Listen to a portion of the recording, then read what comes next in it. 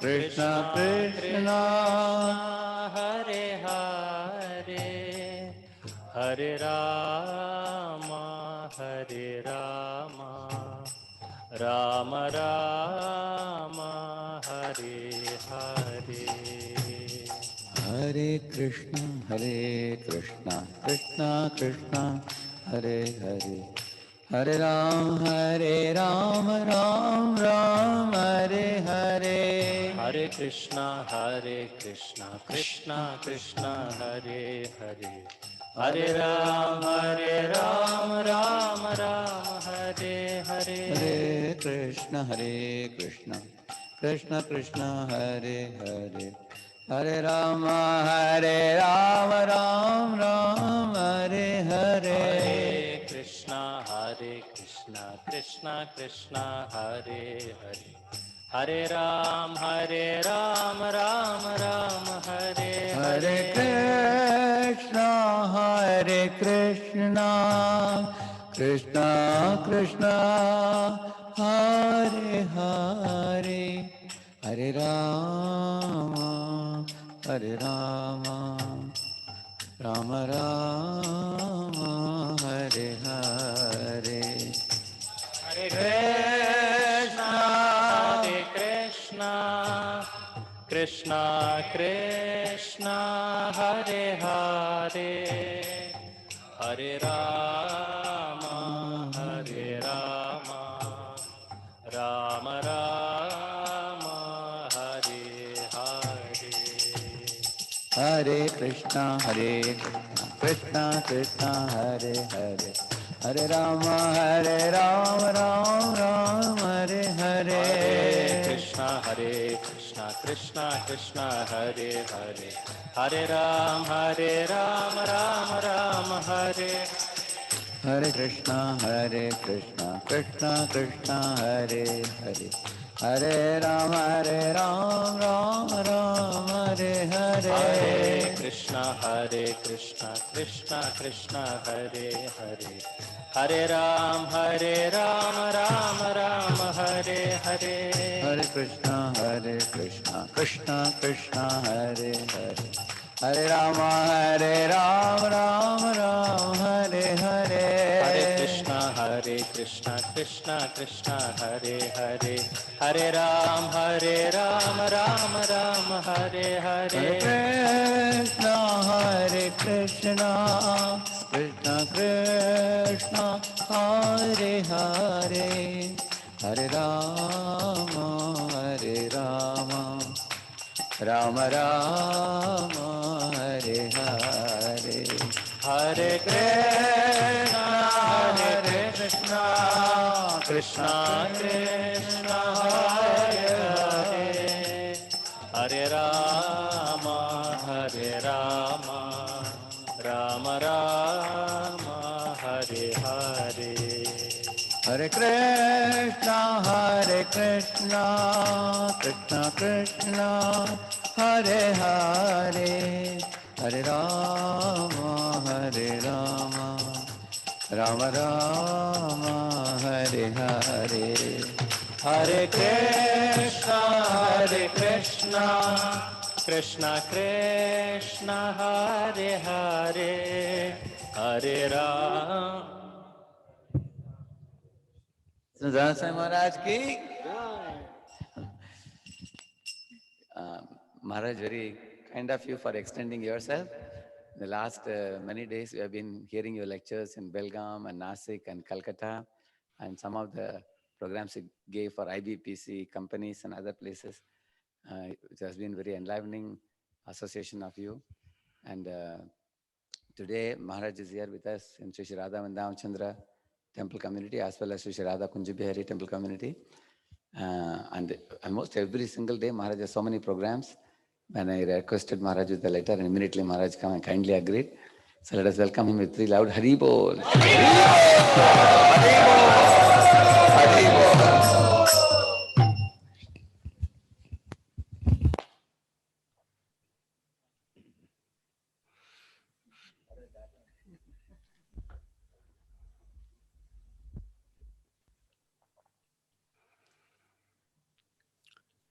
Om ज्ञानतिमिरन्दस्य ज्ञानाञ्जनाशलाकाय चक्षुरुन्मिलितं येन तस्मै श्रीगुरवे नमः। श्रीचैतन्य मनोभीष्टं स्थापितं येन भूतले स्वयं रूपा कदा मह्यं ददाति स्वापदान्तिकं। वन्देऽहं श्रीगुरो श्रीयुतापदकमलं श्रीगुरून् वैष्णवंश्च श्रीरूपं सागरजातं सहगना रघुनाथान्वितं तं सजीवं साद्वैतं सावधूतं परिजनसहितं कृष्णचैतन्यदेवं श्रीराधा कृष्णपदान् सहगना ललिता श्रीविशाखान्वितंश्च। हे कृष्णा करुणा सिन्धु दीनबन्धो जगत्पते गोपेशा गोपिकान्त राधाकान्त नमोस्तुते। तप्तकाञ्चन गौराङ्गी राधे वृन्दावनेश्वरी वृषभानुसुते देवे प्रणमामि हरिप्रिये। वंशकल्पतरुभ्यश्च कृपा सिन्धुभ्य एव च पतितानां पावनेभ्यो वैष्णवेभ्यो नमो नमः। श्रीकृष्ण चैतन्य प्रभु नित्यानंद श्री अद्वैता गदाधर श्रीवासदि गौर भक्त वृंद। हरे Krishna Krishna Krishna Hare Hare Hare Ram Ram Ram Hare Hare.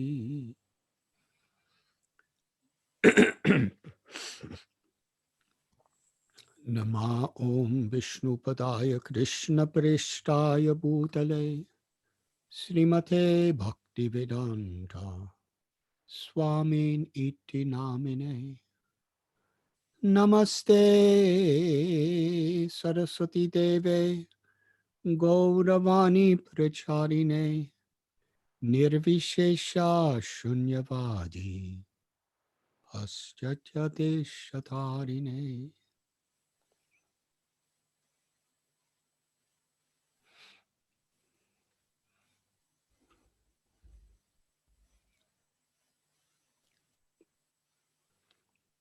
Thank you, Radhe Shyam Prabhu, for so kindly inviting me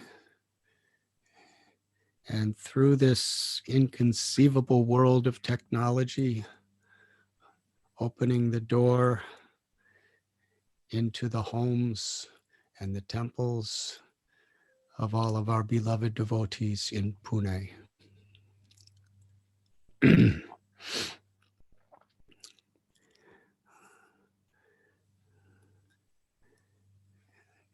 Although I'm over 10,000 miles away geographically by physical measurements, we are so close. That is the transcendental nature of bhakti, that there is no limitations or restrictions based on material or physical circumstances that can keep us from being connected with Krishna,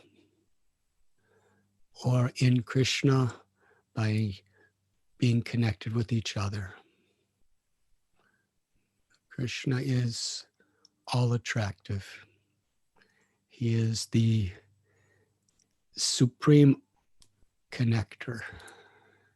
Aham sarvasya prabhavo mata sarvam pravartate iti matva bhajante mom buddha bhava samanvita. Krishna tells us in Gita that he's the source of all spiritual and all material worlds. Everything emanates from me, Krishna tells. The wise who know this perfectly engage in my loving service and worship me with all their hearts. Parasya Shaktir Vivadaya Vashruyate. The absolute truth has many potencies, many energies, but he is the source of everything that exists. Janmad Yasha Yataha. Sarva Karana Karanam. Krishna is the cause of all causes. The Srimad Bhagavatam tells he's like the root of the tree, and when we water the root of the tree, that water naturally extends to every part of the tree. And the tree that is emanating from the root of Krishna is all material and all spiritual worlds. Sarvayoni Shakonteya Morteya Sambhavantiya Tasam Brahma Mahajoniraham Bija Pratapita. Krishna is also the father, the mother of all living beings. Suradam Sarva Bhutanam. Krishna sees all living beings as his own part and parcels. The Jiva Shakti. The Jiva Shakti is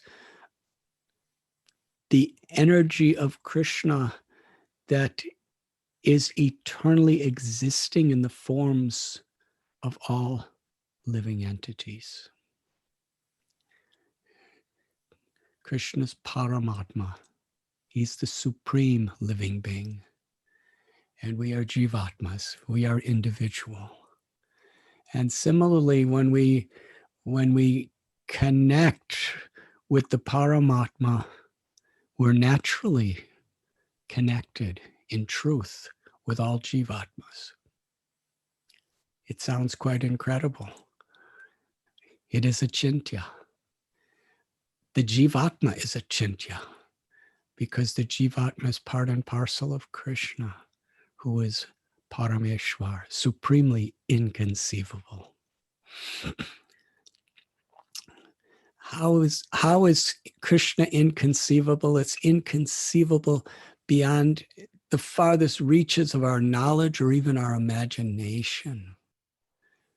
Krishna is so inconceivable that every molecular particle of creation is inconceivable. Every living entity within all species of life, within all material and spiritual worlds are inconceivable. Why?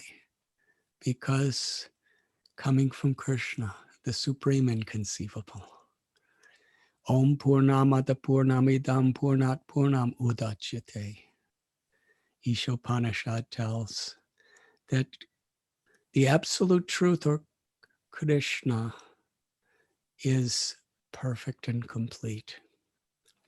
And everything, everyone emanating from the absolute truth is naturally perfect and complete. Where does imperfection come? When initially we forget our own relationship with Krishna. And in that forgetfulness, in that darkness, we cannot perceive, we cannot appreciate, we cannot understand anything's real relationship with Krishna. And therefore, in that imperfect conception, whatever we experience is imperfect.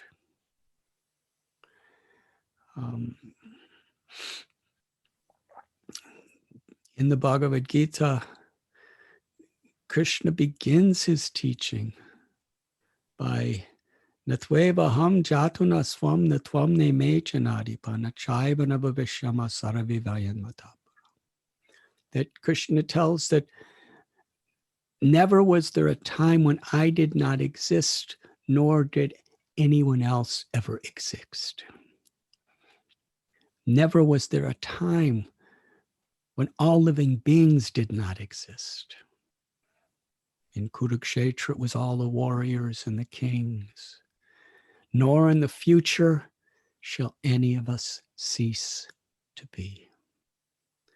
Najayate mariyate vakadachet. Because the soul is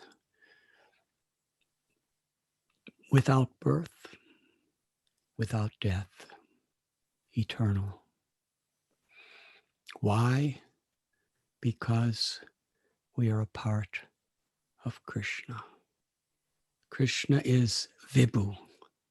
He is limitless, all-pervading, complete, and everything is included in Krishna. And we are Anu. We are infinitesimal. And this is the principle that Sri Chaitanya Mahaprabhu established the foundation of all of his teachings. Jivara Swarupoi Krishnera Nityadas. That our nature is we're all eternally servants of Krishna. And to appreciate that truth and to live in harmony with that truth is knowledge. In that path, which we call bhakti yoga, is the capacity by which there is no geographical disconnections between any of us ever. Beyond time, when we're connected to Krishna, we're connected with everything and everyone. And Srila Prabhupada gave a simple explanation. At a time, sometimes circumstances very much affect how we hear and remember.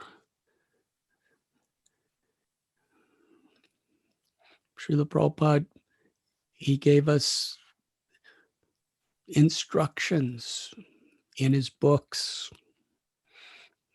the instructions that come from Krishna directly, and as they have been expanded upon and mercifully provided by all of the great acharyas throughout our Vaishnava history, Srila Prabhupada gave us in his lectures, in his books, all of this knowledge.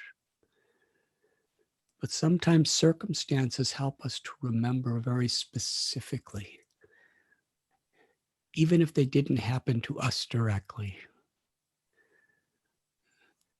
So early in our movement, by Krishna's divine arrangement, to glorify Srila Prabhupada, to bring him deeper into the hearts of sincere devotees. Srila Prabhupada became very ill, and he had already had a stroke. He had already had heart attacks, and he was very weak. And the devotees that were there were trying to bring him in natural environments and doing everything they could, but his health was declining. So Srila Prabhupada, he told that I want to return to Vrindavan. And there let Radharani and Krishna decide how they want to use me. Srila Prabhupada was living in Vrindavan at Sri Radha Damodar Temple for many years. And Radha Damodar Temple is in the very heart of Seva Kunja, the place where Krishna reveals to the world how his greatest pleasure is to be conquered by the love of his devotee. Jivera Swarupoi Krishnera Nitya Das. Sri Chaitanya taught us we are all eternally servants of Krishna. But in Seva Kunj, Krishna wants to serve Sri Radha. Sri Radha is the very personification, the embodiment of all love, of all devotion. And she's the, source of all devotion. So Krishna, he finds the greatest happiness in giving pleasure to his devotees. It is the place of the Rasa Leela. The place where Rupa Goswami, Sanatan Goswami, Raghunath Das Goswami, Raghunath Bhatta Goswami, Gopal Bhatta Goswami, and Sri Jiva Goswami, along with Bhugarabha Goswami and Lokanath Goswami, and from time to time Krishnadas Kaviraj Goswami, they would all meet there to discuss Lord Chaitanya Mahaprabhu's wonderful mission and how to expand that mission. The Panchatattva descended to this world, Lord Chaitanya and his personal associates, to break open the storehouse of prema bhakti, love of God, to taste the contents. And in the intoxicated state of ecstasy after tasting the contents, they wanted to distribute it everywhere without considering who is fit or who is unfit. Which place is auspicious or inauspicious, which time is auspicious or inauspicious, regardless of astrology or astronomy, regardless of all the omens of this world. Nama Sankirtanam Vishnu Jagan Mangalamang Hasang. The Bhagavatam says, the supreme, most auspicious of all activities is the chanting of Krishna's holy names. It makes everything auspicious.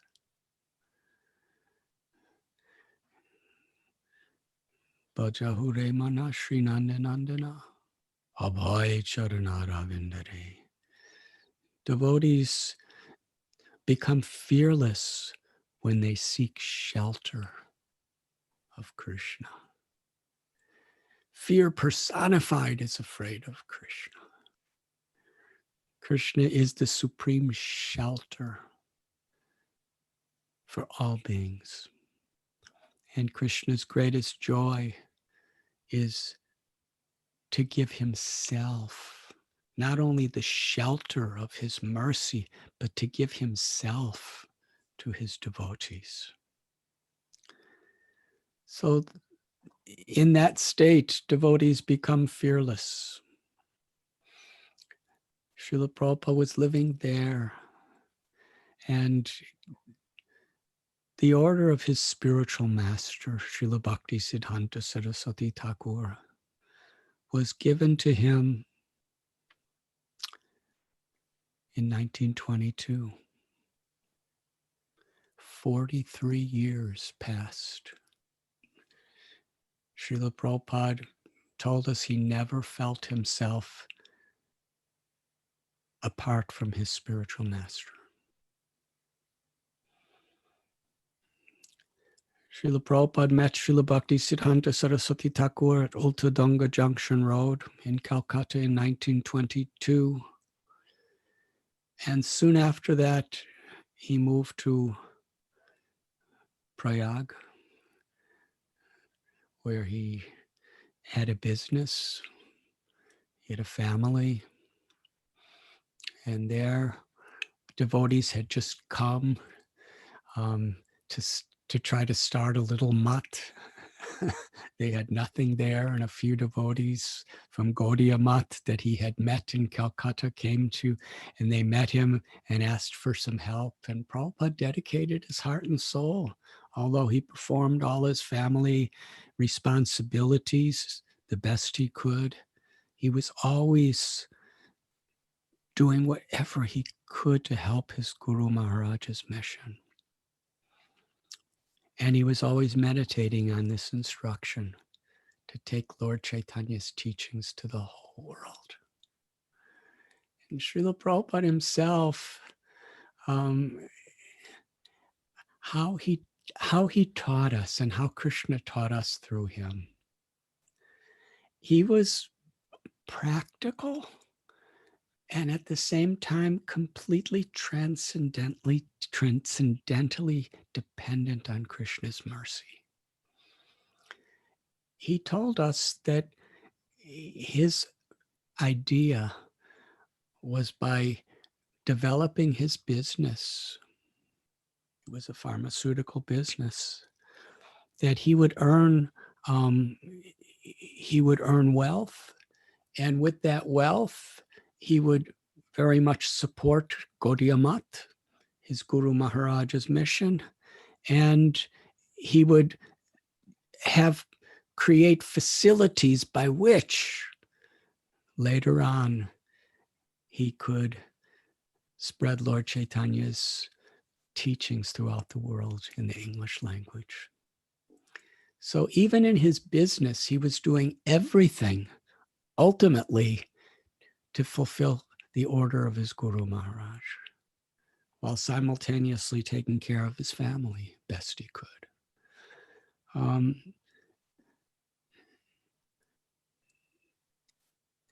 He was actually doing really well for some time.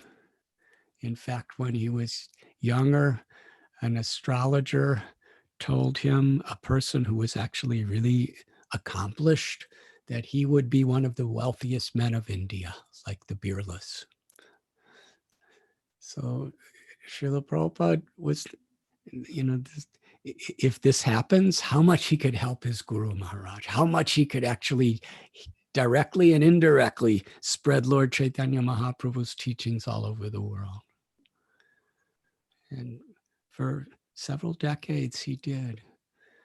After some time he moved to Mumbai and he was doing quite well.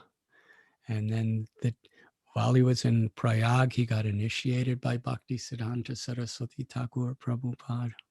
He received both first and second initiation, Harinam and Gayatri Mantra, Diksha. And in Mumbai,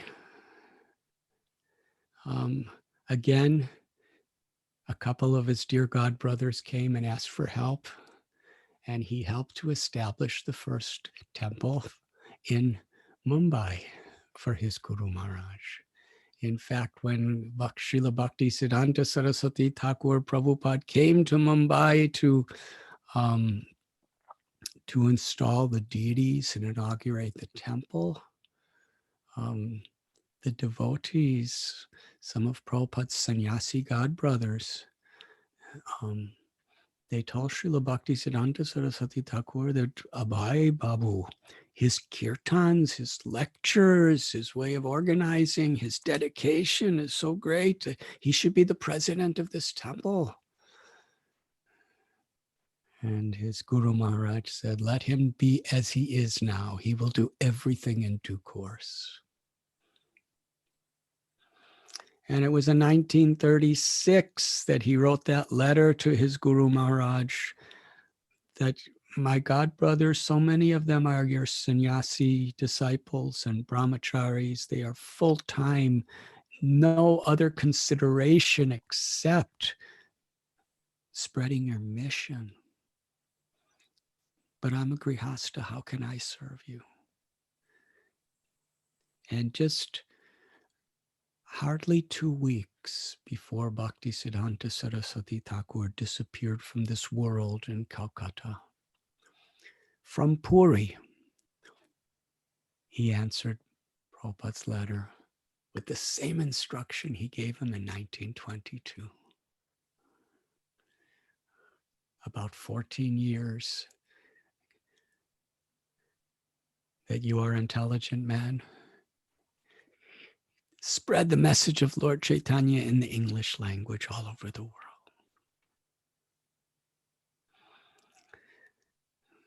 Srila Prabhupada understood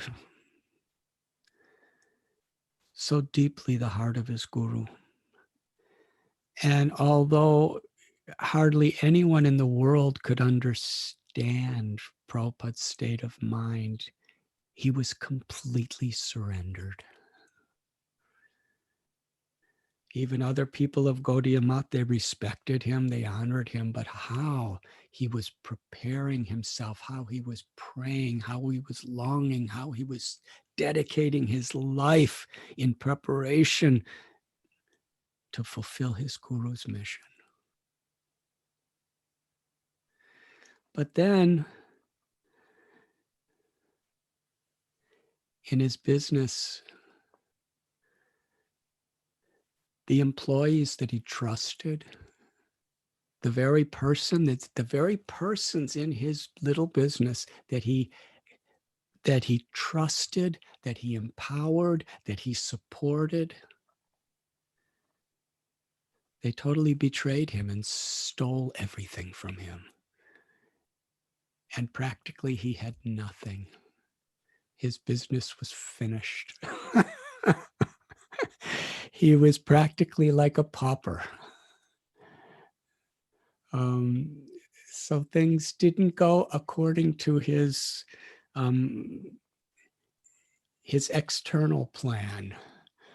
His external plan was to get wealth, and with this wealth, he would have a lot of support and power to spread this mission. But now he had nothing. And even his family members were not interested in assisting him.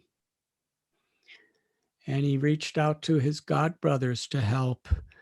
And they were themselves financially, organizationally, they were struggling, and they had quarrels among themselves for many years. So they were not in a position to help in any way. So he had no support, no financial support, no human support. But Prabhupada said he felt his Guru Maharaja's presence in his heart. And where was that presence in the sense of how Prabhupada was teaching us? Because his Guru Maharaj gave him an instruction. And his intent was to follow that instruction. He was surrendering to that instruction. So he started something in Jhansi, and somehow or other, he was then becoming a Vanaprastha, and in Jhansi, he actually had a project. He named it the League of Devotees, and he decided that that would be his world headquarters by which he would expand Lord Chaitanya's message throughout the world. But that land was taken away. The property was taken away from him. And again, he was left with nothing. And he went to Vrindavan. And there he lived at Seva Kunj. And there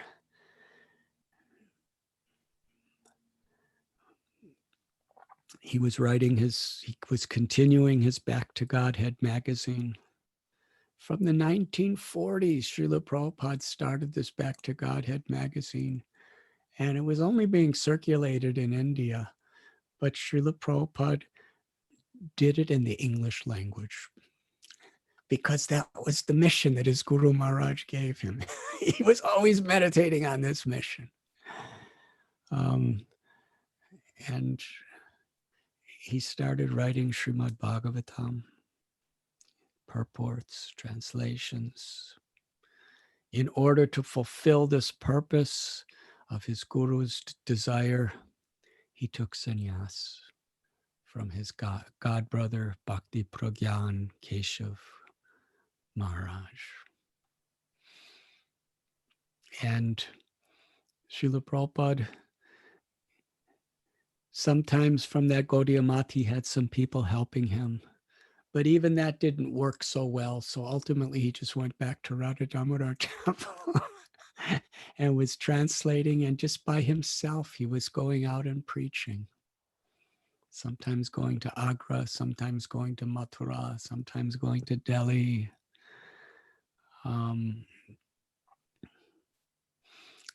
And I believe he first met Sumati Maharaji in Kurukshetra, such an auspicious place.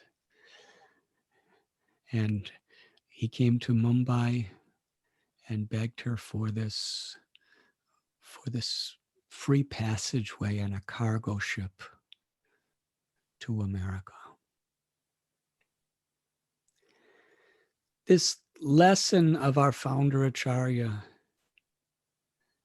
is so vital for us to not only understand, but to emulate. Srila Prabhupada would tell us there was never a moment when he did not feel he was in the presence of his Guru Maharaj, because he was always aspiring to carry out the instructions of his Guru Maharaj. There is Vapu and there is Vani. And oftentimes on Srila Bhakti Siddhanta Saraswati Thakur's Prabhupada's disappearance day, Srila Prabhupada would explain to us the idea of Vapu and Vani. The physical association with our gurus, they are Krishna's mercy upon us for the purpose of inspiring us to dedicate our lives to the Vani, to the instructions. Because the instruction is eternal. Evam parampara praptamidam rajarshaya vidu. When Krishna spoke to Brahma at the beginning of this creation, he was speaking knowledge that is eternal. The eternal nature of God, the eternal nature of the soul, the eternal nature of our relationship. And that eternal knowledge was repeated in Kurukshetra 5,000 years ago in the form of Bhagavad Gita. That eternal knowledge was brought to its purest, highest, most essential manifestation in the form of the Srimad Bhagavatam, spoken by Sukadev Goswami. And all the great gurus, Shiksha gurus and Diksha gurus, they are all personifying, representing, and delivering that eternal current of knowledge. And when we connect to the instructions of the great souls, then our connection to those great souls is actually eternal. It's beyond time. It's beyond space.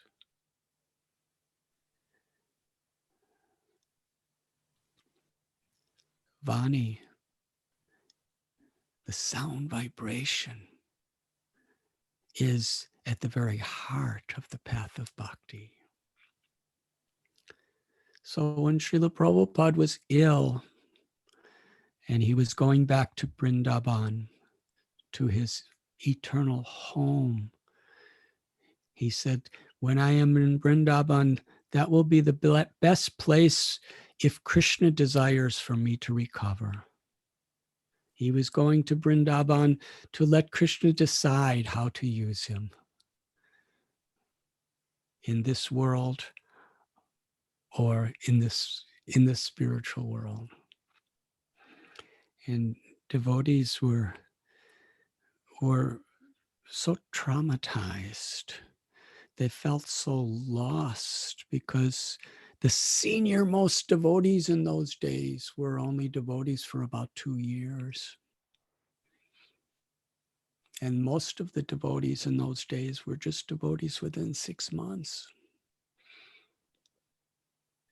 And that time, the only books there were the 3 volumes of Srimad Bhagavatam that Prabhupada brought, the first canto that Prabhupada brought from India with him. There was hardly anything else. So I believe a little condensed Bhagavad Gita was about to be printed. So the devotees were, what are we going to do without you, Srila Prabhupada? How can we go on? Prabhupada gave these devotees the same instruction that Bhaktisiddhanta Saraswati Thakur gave to him. He told these devotees, just Prabhupada called them American boys and girls. He gave them the instruction to chant at least 16 rounds every day, to follow the 4 regulative principles, and to spread Lord Chaitanya's message throughout the entire world.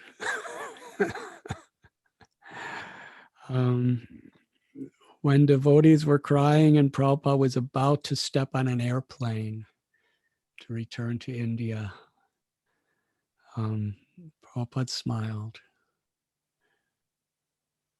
He said, if you are chanting Hare Krishna and I am chanting Hare Krishna, we are always together. Nothing can separate us. So the real relationship we have with Srila Prabhupada, the real relationship we have with our Diksha Gurus and our Shiksha Gurus, is in how we faithfully are dedicated to live by the instructions they have given us.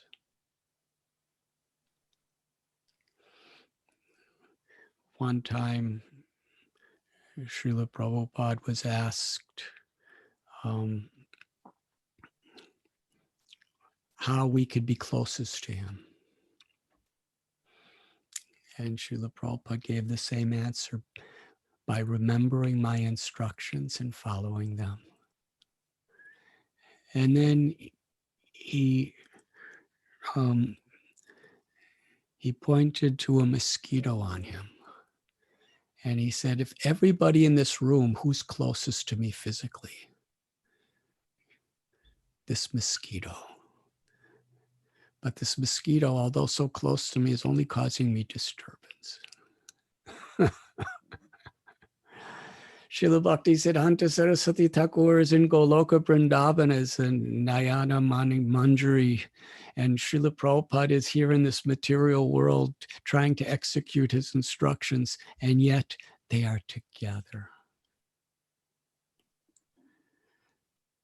So this is so important. Samsiddhir Haritoshanam. How are we pleasing our gurus? That is where the connection is made. Because Krishna is in our heart. Ishvara Sarvabhutanam Hrideshir Janatishtati. Krishna is in the heart of every living being. Krishna's witness of every thought, every word, every action, of our intents. Krishna is the most intimate, well-wishing friend who never leaves us. And in Krishna, we are connected to our gurus. In Krishna, we are connected to all creation, to all living beings. That is Krishna consciousness. A devotee is not interested in seeing Krishna as much as in pleasing Krishna. Chanyabhilashita sunyam jnana karmanya navitam anukulyena krishnanam. That bhakti is favorably pleasing Krishna. And what pleases Krishna? When we have no ulterior motives, when we are sincere, when we neither desire mystic powers, we neither desire liberation, we neither desire any type of material facilitation. We simply want to serve Krishna in a way that pleases Krishna. That is bhakti. And that is what Srila Prabhupada has given us. And that is what all of Srila Prabhupada's representatives are assisting him to give us.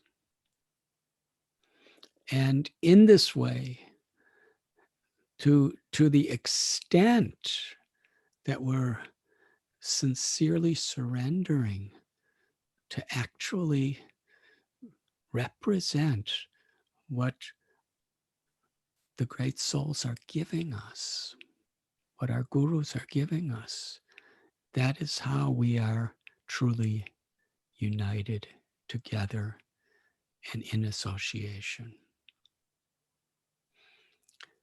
So Srila Prabhupada traveled around the world so many times, developing temples, developing schools, developing communities. He inspired Harinam Sankirtan. He inspired book distribution. He inspired restaurants. He inspired preaching in colleges and preaching congregation. He inspired life membership. He inspired so many various ways. He inspired the Bhaktivedanta Institute of scientific outreach. He inspired developing Vrindavan and Mayapur, the Temple of Vedic Planetarium. In so many ways, Srila Prabhupada taught us what he wanted. And that is our life and soul. Surrender is something that we could all do. Surrender has various levels and various aspects. To follow regulative principles, to perform our sadhana sincerely of reading Srila Prabhupada's books and chanting our japa and having kirtans. This is surrender. But also to put aside our own egos, to put aside our own conceptions for the higher principle of creating and sustaining and expanding spiritual community is very much at the heart of Srila Prabhupada's instructions to us. Srila Prabhupada wrote in a purport that the purpose of all of our temples is to give people the opportunity to associate with devotees. That means it's a place to give devotees the opportunity to associate with one another and also give the common people in the world the opportunity to associate with devotees. Because it is in that association that there is a true transformation of the heart.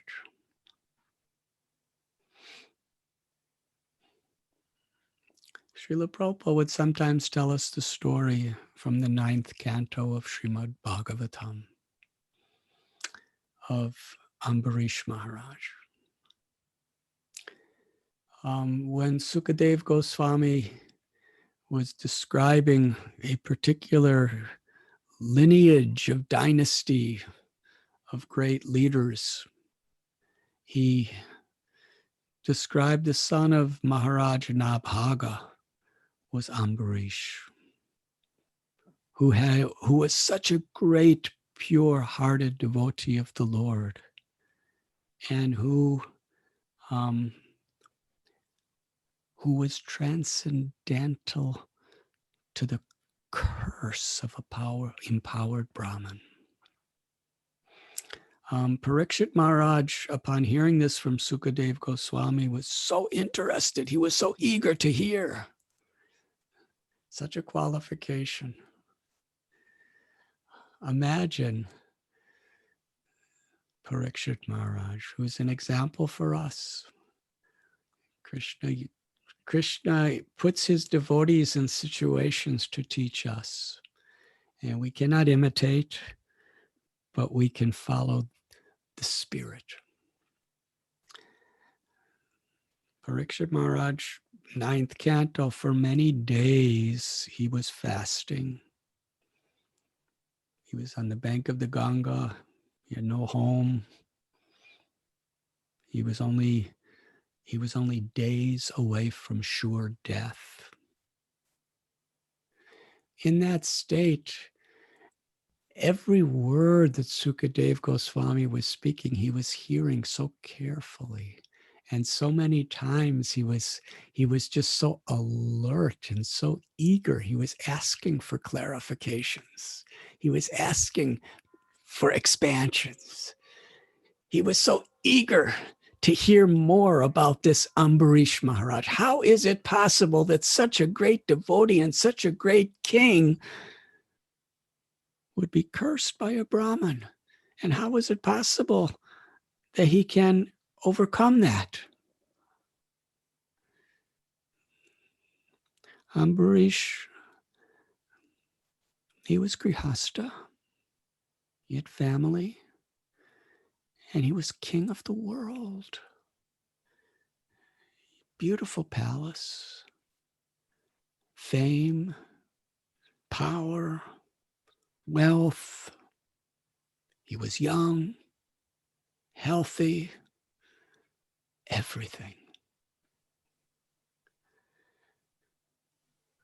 But yet, he could perceive that all material things that we can acquire, whether it be skills or intelligence or knowledge or wealth or influence over others, all these things only entangle us and lead us on the path of suffering unless they're actually engaged in Krishna service.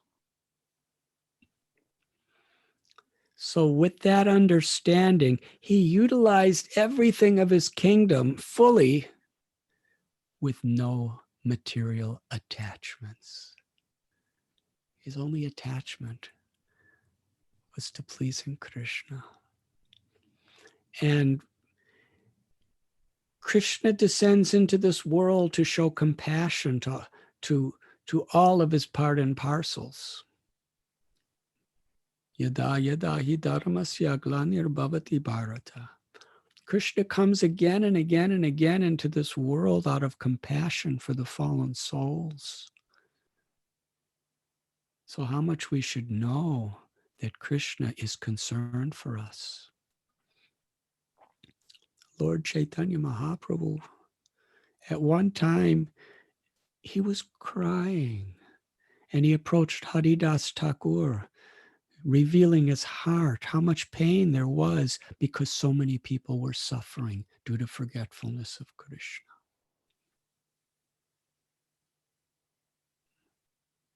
And Lord Chaitanya said, not just the human beings and the animate animals, but even the insects and even the inanimate beings like the trees and the bushes. They're all Krishna's children. How can they be delivered? How could they be reconnected with Krishna? Without that connection, the spirit soul is lost in this network of illusion or Maya. I don't know if any of you have ever lived in the depths of forests or jungles, but when you're living way, if you just spend days and days just walking into the wilderness of a jungle, you really don't know where you are anymore. You don't know what's about to happen to you. You don't really know which direction to go. Well, this material world is compared to a forest in this way. And disconnected from Krishna, we're just lost in this world.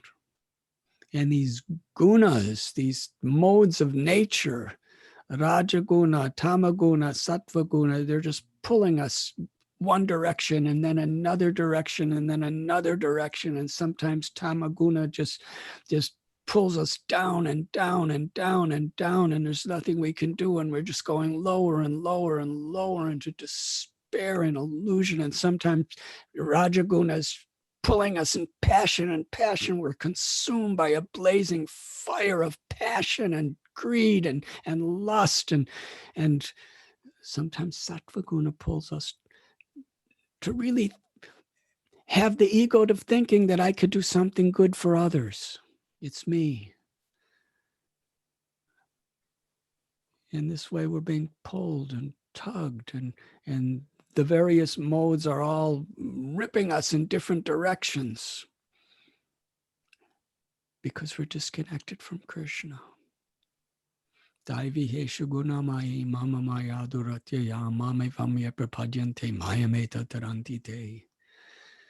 material nature consisting of these three gunas is very, very difficult to overcome.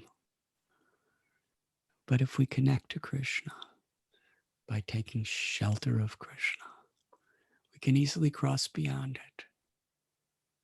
How do we take shelter of Krishna? Sharanagati. How do we surrender to Krishna? Sarva dharman parityaja mamekam sharanam brajaham tvam sarva papebhyo mokshayishami masucha. Abandon all varieties of dharma, of religion, and just surrender to me. Srila Prabhupada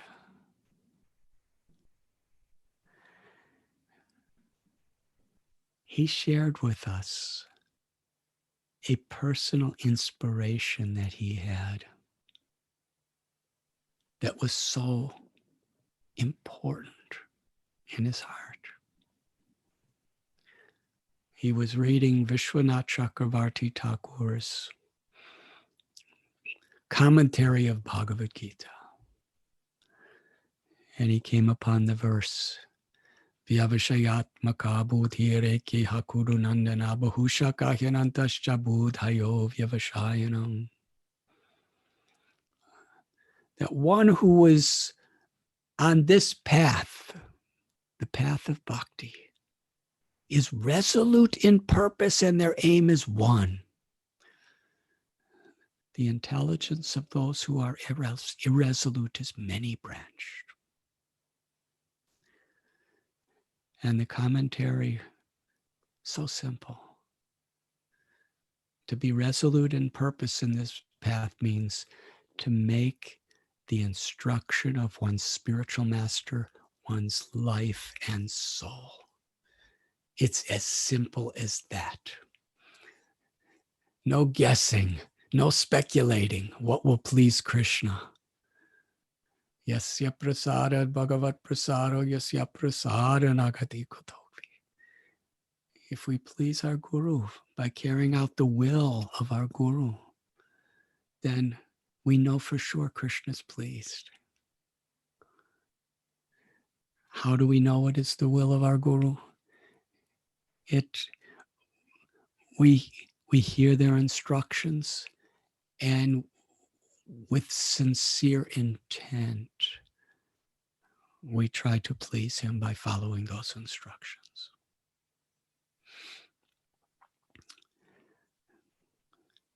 So Parikshit Maharaj was so eager to hear from his guru, Sukadev Goswami, and he wanted to know more and more about Ambarish Maharaj. Even in such a critical condition of his life, he was so eager to hear, and he wanted to hear more and more, so attentive to every detail. So Ambarish Maharaj, he saw everything as Krishna's property. And he saw every aspect of his life as something to be offered to Krishna. His head was used to bow down to the deity in the temple. These particular examples are given that Krishna consciousness, while we're living in this physical world, is totally accessible when we use what we have for Krishna. It's a higher platform than just giving everything up. Actual renunciation, actual giving up of everything is to be fully immersed in serving Krishna. That's renunciation. Total absorption, total immersion in serving Krishna and pleasing Krishna without ahoitaki apratihata, without egoism, without selfishness, and not subjected to circumstances. In this sense, this ahoitaki apratihata, that the COVID-19, it's a difficult circumstance. Many people are locked down. It seems to me that, I'm seeing Shri Radha Vrindavan Chandra's temple. I'm seeing Shri Radhe Shyam Prabhu and so many brahmacharis sitting together, and you're locked down together. It seems like the spiritual world. You have such a wonderful excuse just to be together. And others are locked down in homes where they really don't have much association with anybody physically, and there's so many limitations and so many economic insecurities, and many devotees, many people all over the world are getting sick. Some are losing loved ones. Some are losing their own physical lives. So it's a time of where we could really recognize this truth. Kamala dala jala jivanatala mala bhajahun hari bhadani tine. Govinda Das prays that everything in this world, our health, our wealth, our loved ones, our skills, everything we have, it can never be anything more than a drop of water on the leaf of a lotus. And that drop of water is sure at any second to slip away. Padam padam yadvi padam natesham.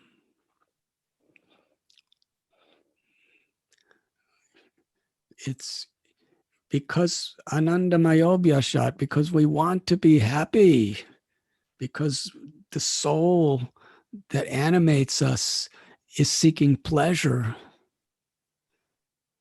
It's hard for us to really believe and take seriously this idea that there's danger at every step in this world.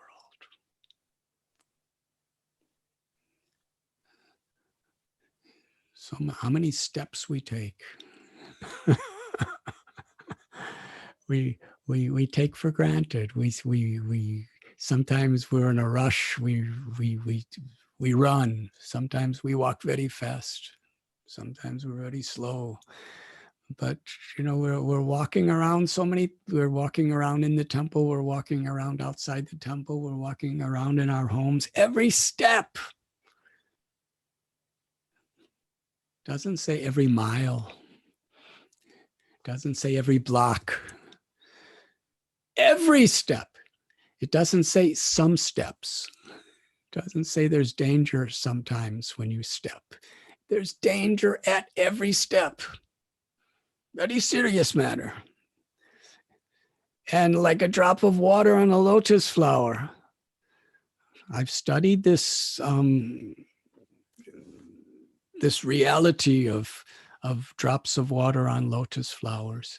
And the nature of a drop of water on a lotus flower is any little wind that may come, or anything that in any way shakes the lotus flower, the drop slips away.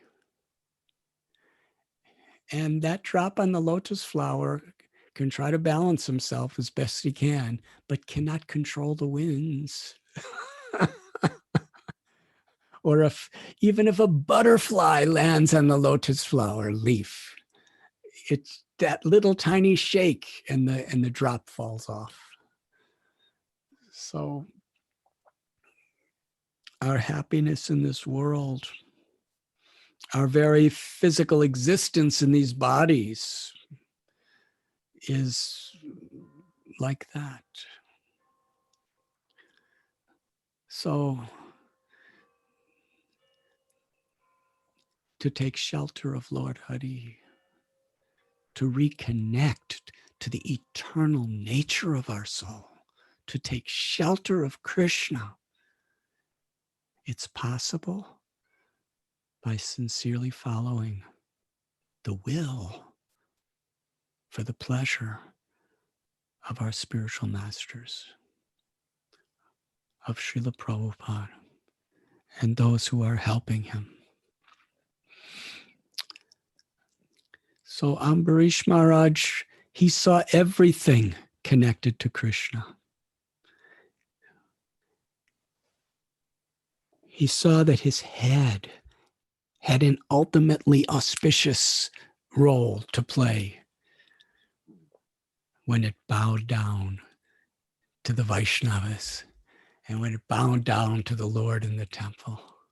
And his hands were used to clean the temple. And his nose was used, his sense of smelling was used to smell the fragrance of the tulsi leaves offered to Krishna and the flowers and the incense offered to Krishna. And his ears were engaged, fully immersed, absorbed in hearing the glories of Krishna and hearing the teachings of Krishna. His eyes and seeing the beautiful form of the deity in the temple and seeing the beautiful form of the Vaishnavas with a desire to serve. His legs to go to places of pilgrimage, to go to temples, to go to places where he can engage in Krishna's loving service. In this way, all of his mind, all of his senses, his mind was totally absorbed in just utilizing everything. And when we speak about utilizing everything, it really begins with our own physical bodies, our actions, our words, and our thoughts. And then expressing it by engaging the facilities of this world. So this was Ambarish Maharaj, totally detached. And he performed a yajna for the well-being of everyone. He was like the father. He was like he and his good wife, the queen, were like the father and mother of everyone. And they cared about and loved everyone. And what was so special in their instruction of how to love is they did it by setting an example. Yad yad acharati srestas tatadevetarojana.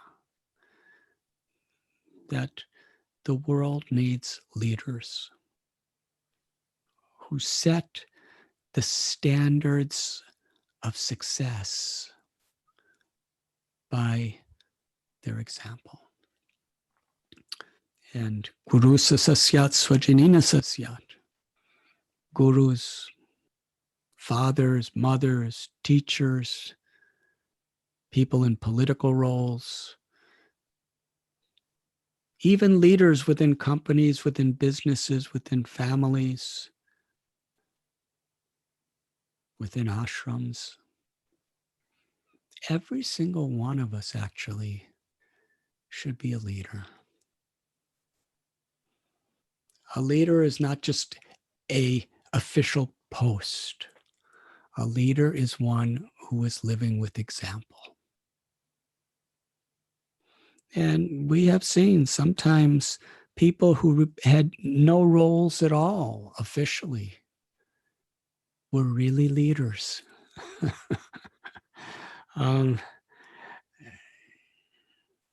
Because of their exemplary behavior and how much impact it had on people's hearts and lives. And if we accept roles, whatever those roles may be, within the Krishna consciousness movement or within the society, we have our foremost responsibility is to be exemplary. What type of example was Ambarish Maharaj and the Queen? They, for one full year, they did a fast, Ekadasi and Dwadasi fast. And they were doing wonderful yagyas also during that time. And Ambarish Maharaj, although he was so intelligent and so powerful and had everything, he was always humble to seek guidance from the Brahmins. And he was eager to carry out what they spoke, because he never considered himself independent. When we actually are dependent on the Lord, we're dependent on the Lord's representatives and how they instruct us and guide us. So Ambarish Maharaj, he performed successfully this 1 year yagya and fasting. And when the year was complete, it's so beautiful to hear the narration.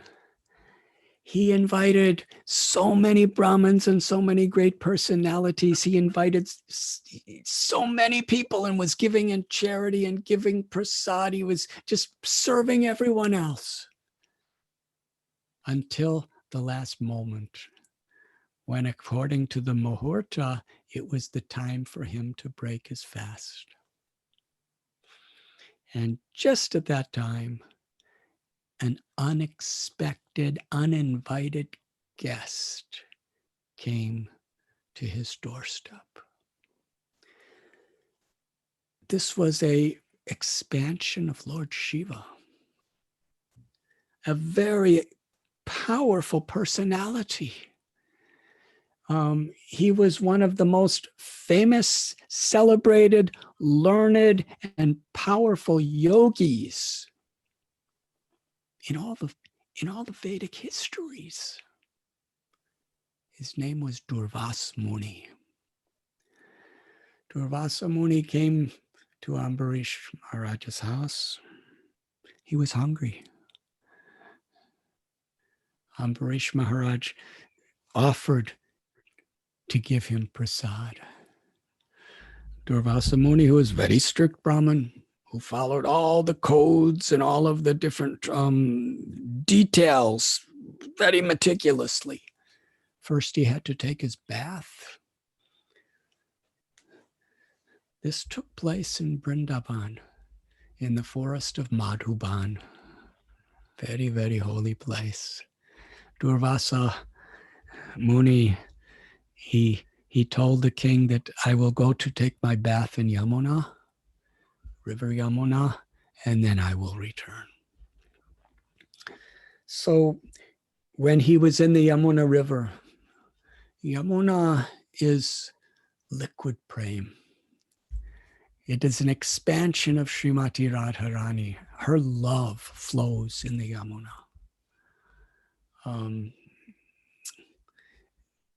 Kalindi is a name of the Yamuna, the Kalindi River. Sri Radharani, one of her most intimate expansions in the spiritual world of Goloka is Lalita and Vishaka, and it is Vishaka who actually expands herself as the Yamuna River. It's Sri Radharani's love flowing. But yeyatamam prapadyante tam stitaiva bhajamyam. In the spiritual world, everybody is aware of this. The Yamuna River is eternally flowing in Goloka Vrindavan. And when Krishna and Srimati Radharani and Lalita and Vishaka, when they descend into this world by the piteous cries of Bhumi Devi to show mercy to the fallen souls, Yamuna Devi descends.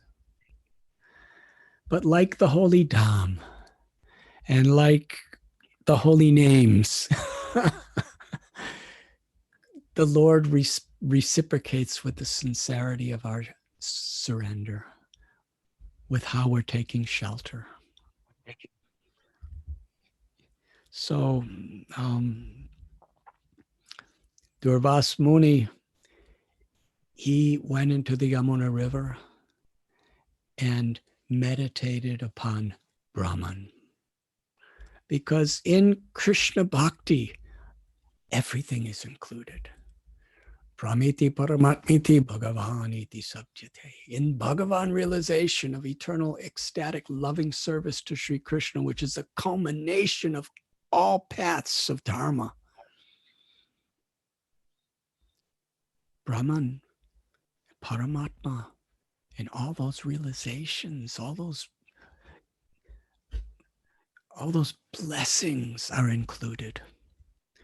So Durvasa Muni, he approached the Lord as Brahman, the all-pervading, and he started meditating. And meanwhile, Ambarish Maharaj, he approached the Brahmins, his spiritual guides, and expressed his heart that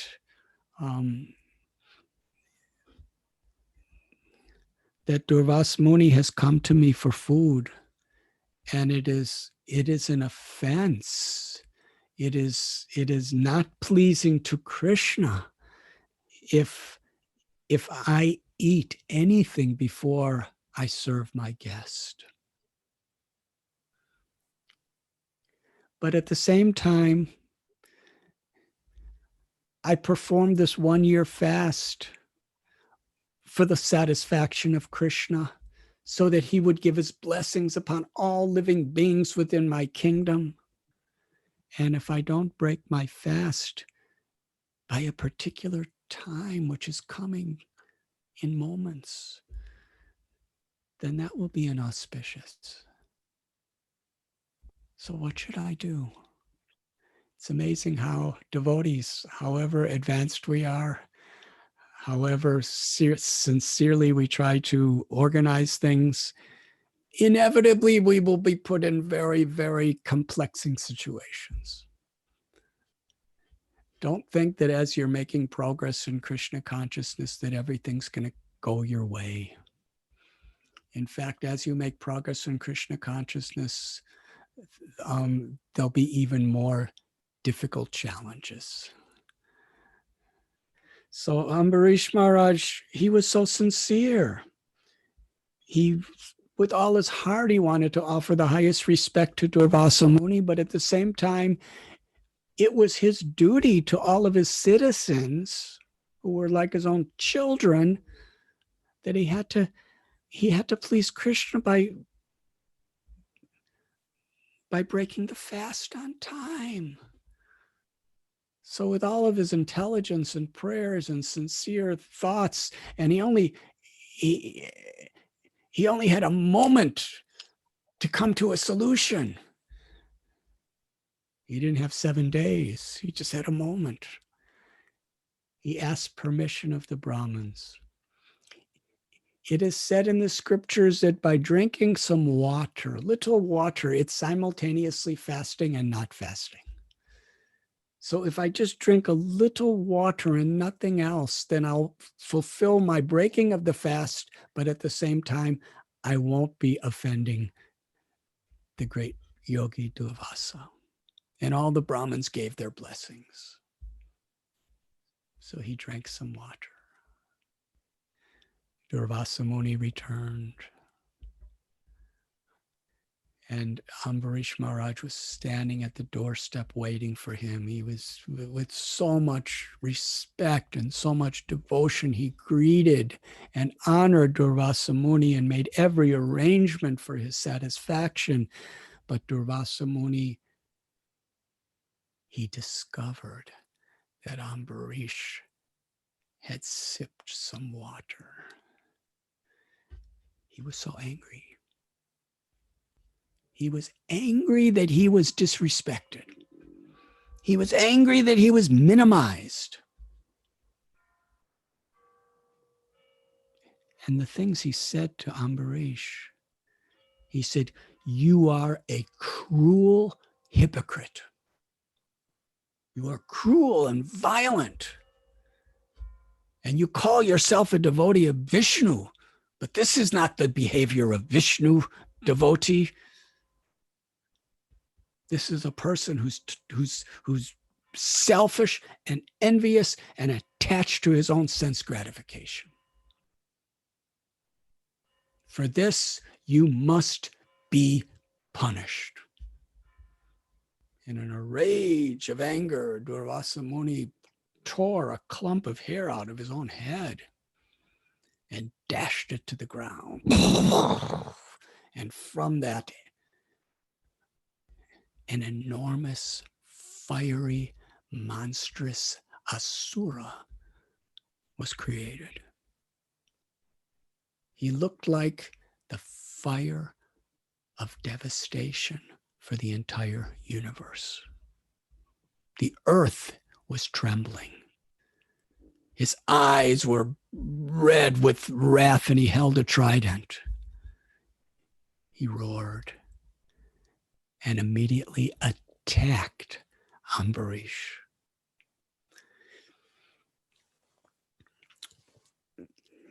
Sukadev Goswami describes how Ambarish Maharaj, he stood exactly in the same position he was in with his hands folded in honor and respect to Durvasa Muni, in prayer of surrender to Krishna. He didn't show the slightest fear. He didn't show the slightest anxiety. He didn't do anything to defend himself. With his hands folded, he simply gave his heart to Krishna. Krishna, I'm yours. Mare Krishna Rake Ke Rake Krishna Mare Ke. If you want to protect me, I have nothing to fear. If you want to kill me, I'm yours. I have total faith that wherever you bring my soul,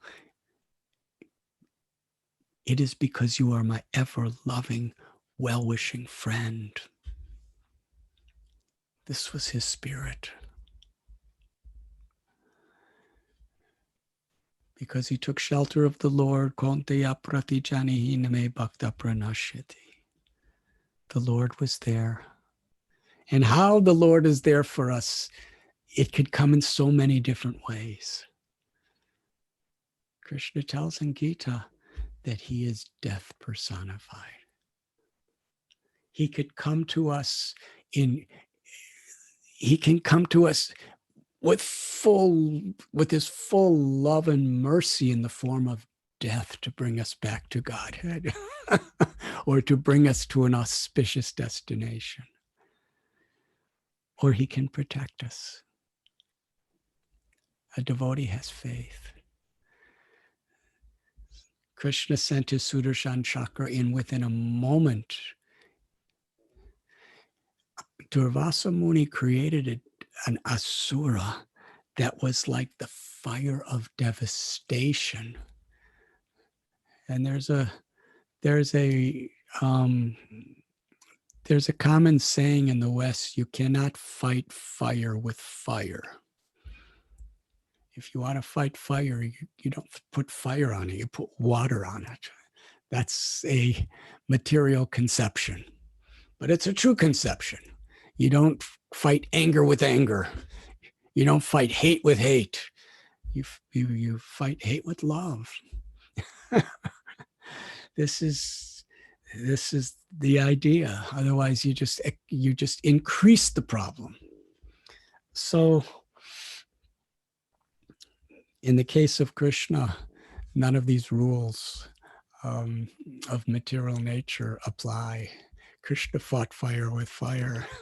Krishna sent Sudarshan chakra, and it made a fire that completely burned out the fire of Durvasa Muni's asura. And then the Sudarshan chakra went toward Durvasa Muni.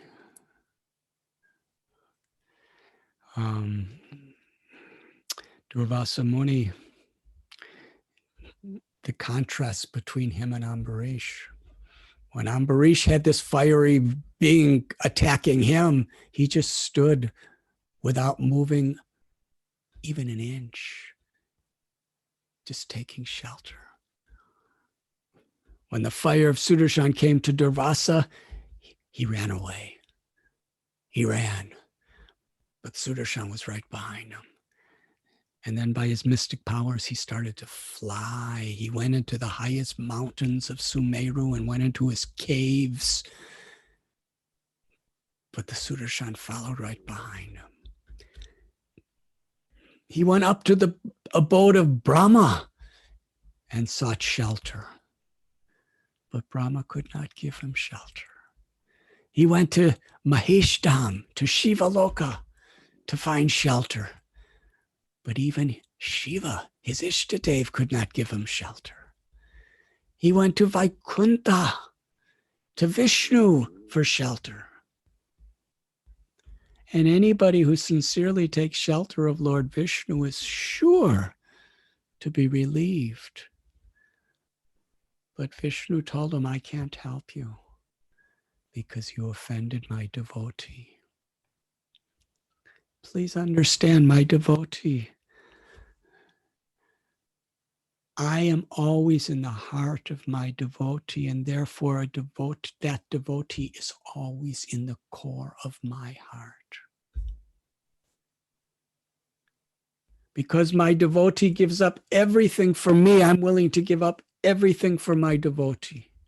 Because a devotee knows nothing but me, I know nothing but that devotee.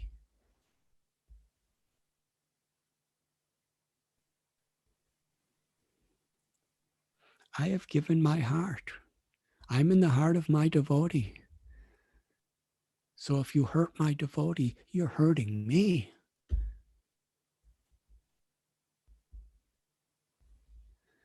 Durvasa, the only way you could be relieved of your dilemma, I cannot retract my Sudarshan chakra. because I am subordinate to my love for my devotee and my devotee's love for me. Go to Ambarish. Then you will find goodness and peace. Such a lesson he learned. He went back to Ambarish Maharaj and fell down at Ambarish Maharaj's feet. And Ambarish Maharaj fell down at his feet, and Durvasa Muni, crying in regret and repentance, begged forgiveness. And meanwhile, this whole time, while Durvasa was trying to escape his own death, Ambarish was just praying to Krishna, please protect him, please spare him, please forgive him. But until Vishnu saw he was repentant before Ambarish, Krishna would not do it. When Ambarish Maharaj, who was fasting for that whole year that Durvasa Muni was away, just waiting to feed him, he still would not eat. He broke his fast. He wouldn't eat anything else. He just wanted to serve Durvasa Muni. He just wanted to see him happy. Sarve Sukhuno Bhavantu. A devotee wants to see everyone happy, but really happy, spiritually happy, and emotional and physical happiness that's rooted in that spiritual connection with Krishna. So Durvasa Muni was given a wonderful feast, and he became a great devotee by the example of Ambarish Maharaj in this very trying situation.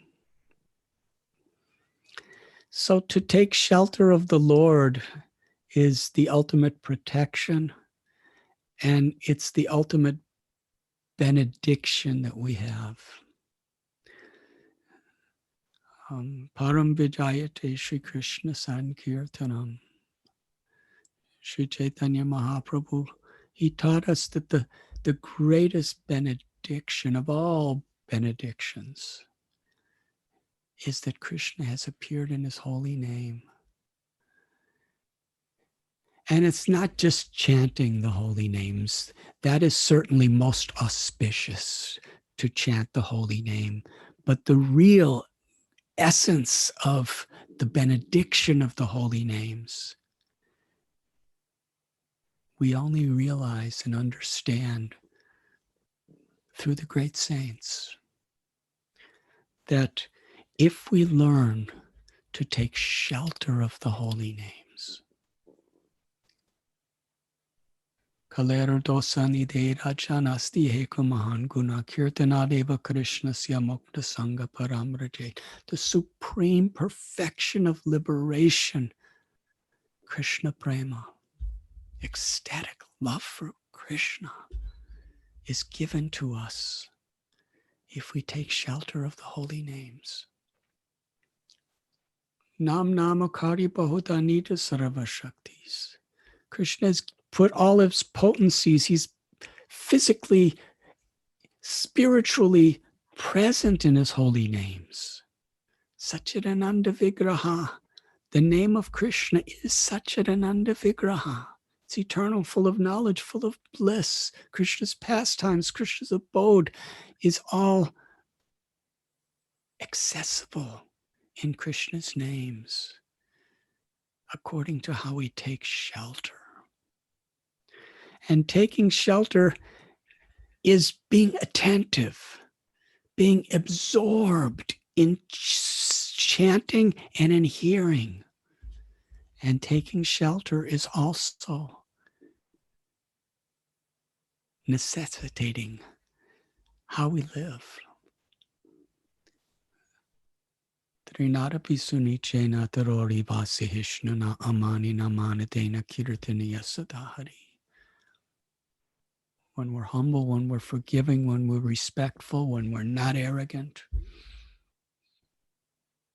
when we're truly enthusiastic to serve, determined to serve in this spirit, the instructions of Srila Prabhupada and our spiritual masters. That's really what it means to take shelter. And in that shelter, we're always together. Srila Prabhupada told us that in the spiritual world of Goloka Vrindavan, in a sense, there will be an ISKCON, in the sense that we will all be together there eternally. So sometimes my godbrothers and godbrothers, when they heard Prabhupada say that, he said it's many times, they were thinking we have to learn to like each other here because we're going to be together eternally. We have to learn to adjust with one another. And being a devotee in this world is really like it's like a rehearsal for the spiritual world. Just like in Pune, you have your wonderful drama troupe who perform these wonderful dramas in Marathi language about Tukaram and so many other leelas. And, you have rehearsals before you go on stage. So similarly, being a devotee in this world is like a rehearsal. We have to practice to play our roles in the spiritual world. And what is our roles? Unconditional, pure, loving servants of the Lord, keeping Krishna in the center always, and being the servant of the servant of the servant. So in this way, today, through technology, we are now on this Zoom conference, and I have no idea who's here. I'm on my screen. I'm only seeing Radhe Shyam Prabhu and the devotees in the Radha Vrindavan Chandra Temple. And I'm just so proud of the devotees in Pune. I'm so grateful to all of you. I'm just remembering the history of our, my own connection to the Pune temple is, my connection to Pune in one sense was Krishna Chandra Prabhu and Radha Priya Prabhu. They have a house, and they would have every year a Pune Yatra. And at the beginning, I think there was about 20 people that came. And gradually, and it was all people from Bombay, nobody from Pune. And then later, Janava Devi and her wonderful family, she moved, she moved from Bombay, Pedder Road, to Pune. And she started preaching, and incredible. So many people became devotees through her influence, through her seeing her worship of the deities of Radha Shyam Sundar, and seeing, how she was raising her family and with such wonderful values, and just seeing her own devotion and her own enthusiasm of compassion to give Krishna to others. So somehow a congregation was growing. And meanwhile, in Bombay, things were growing. And it went from about 20 people. After some time, the Pune Yatra was several thousand people. And then some inconceivable situations took place where His Holiness Gopal Krishna Goswami Maharaj, my very, very worshipable godbrother who is so dear to Srila Prabhupada and who has done such historical, unprecedented services for Srila Prabhupada. One of Prabhupada's most intimate associates, Gopal Krishna Maharaj, asked me to to help in Pune at the Pune temple, Radha Kunja Bihar, and he asked me to be a co-GBC at that time. And we sent Vrindavan Prabhu helped for some time, and Krishnananda Prabhu helped for some time, and we were really in need of somebody who could really organize, because these different devotees, they were being called in different places. And I remember asking some of the brahmacharis at Radha Gopinath temple, I'm thinking Radhe Shyam would be a good person. And everybody told me, impossible. He will never do it. He doesn't want it to be involved in management. He's a preacher. He just does preaching and developing preaching. He doesn't want to be an administrator. He doesn't want to be management. He'll never do it. And everybody knows that I'm not inclined toward forcing or pressurizing people to do things on a very long standing basis. So I heard what they had to say, but I already invited Radhe Shyam Prabhu to come and meet me, and he came, and I proposed to him, the Pune temple is such an important place. Srila Prabhupada personally would come to Pune. When he was developing the temple in Juhu, in Radharas Bihari temple in Mumbai, he would go to Pune, and he would sometimes stay he would be friends with the Malhotra family, and there were many people. He was very, very close friends with Narayan Das Rati, who was the leader of that Lakshmi Narayan temple in Pune. And so Prabhupada had friends there, and Prabhupada considered Pune a very, very important place. And so I explained all these things to Radhe Shyam Prabhu and asked, would you be willing to do this?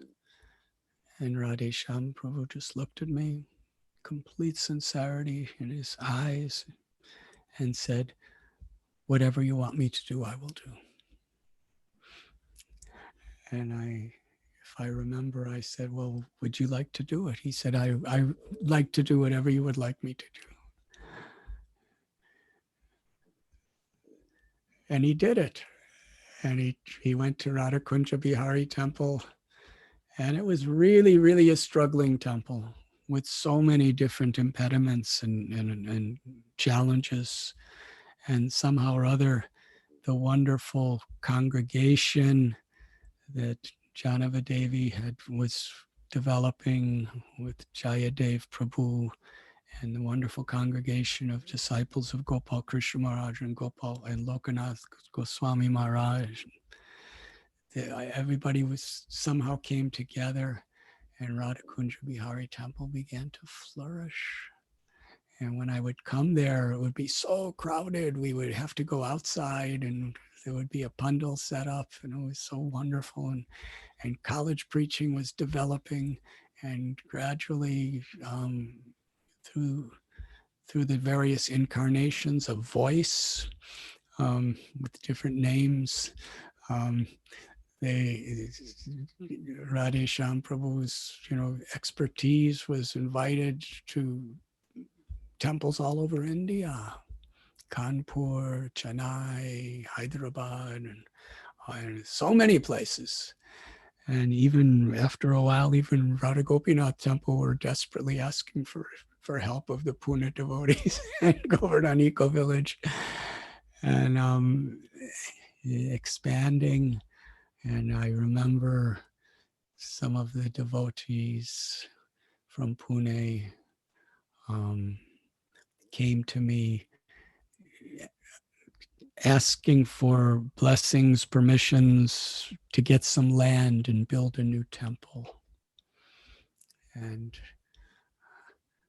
I warned that right now, it's nice to be in a situation where it's simple and you've grown beyond what you can do, but you still keep growing anyway. But if you build a whole new temple, there's going to be many, many new challenges. And so I tested by discouraging for some time, but the desire was increasing. So actually, I became very happy. Yes, these people are really, really serious. If you take full responsibility and dedicate your lives, then I will pray to Radha Kunja Bihari to bless you to build this temple. And the temple was built. And Shri Radha Vrindavan Chandra. Vrindavan Chandra, the moon of Vrindavan. Krishna was born in the dynasty of the moon. And we pray to Lord Nityananda and Nitai Padakamala, Koti Chandra Shushitala, that Lord Nityananda's feet are refreshingly cool, like tens of millions of moons. We read in the sweetest pastime of Vrindavan, Ras Leela took place in the full moon night, where the moon was Krishna's own personal internal pleasure potency energy was permeating the atmosphere in every way to be pleasing to Krishna and Radha and the gopis. And Krishna himself, like the moon, is shedding the light, the limitless light of his grace, of his love, of his mercy. Krishna's Vrindavan Chandra, Krishna Chandra. Mahaprabhu Sri Chaitanya is Gora Chandra, Navadvip Chandra. So Sri Vrindavan Chandra and Sri Radharani have appeared in your temple. So beautiful, so wonderful, so merciful to accept your service and to shower their mercy upon Pune and the world. And since that time, how the congregation, how the ashram, everything is expanding. And when there is volume of people, there's a whole nother set of problems that we have to deal with. But by dealing with these challenges with a spirit of service and integrity, they become the pathway of back home, back to Godhead. So I am so grateful. I can honestly say, anywhere in the world I go, I meet devotees from Pune. In fact, many of the people who are taking key roles in temples in England, in so many various cities and towns in America, in Europe, wherever I go, devotees who are so exemplary and taking such good responsibility for Prabhupada's mission. They were made devotees and trained in Pune and are still connected to Pune. So in so many ways, the Pune temple is nourishing all the temples in India, nourishing temples all over the world. I'm so proud of you. I'm so grateful to all of you. And I am so very happy that I have this opportunity to try to reciprocate with your dedication and your devotion, each and every one of you personally by being with you today. Thank you very much.